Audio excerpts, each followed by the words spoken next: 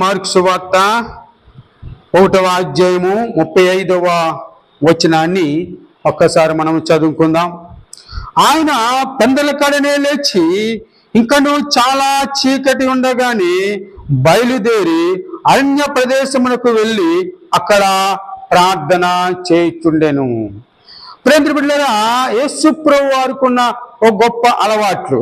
చాలాసార్లు మన విశ్వాస జీవితంలో కొన్ని అలవాట్లు కలిగి ఉంటామండి. ఉదయం లేచినట్నే టీవీ చూడడం, లేకపోతే వార్తాపత్రికలు చూడడం, మరి లేకపోతే సెల్ చూడడం, వేరే వేరే అలవాట్లు కలిగి ఉంటాం. కానీ దేవుడికున్న గొప్ప అలవాటు ఏంటంటే పెందల కాడి లేవడం, లేచి అరణ్యానికి వెళ్ళి ప్రార్థన చేయడం, ప్రార్థన చేసే అలవాటు.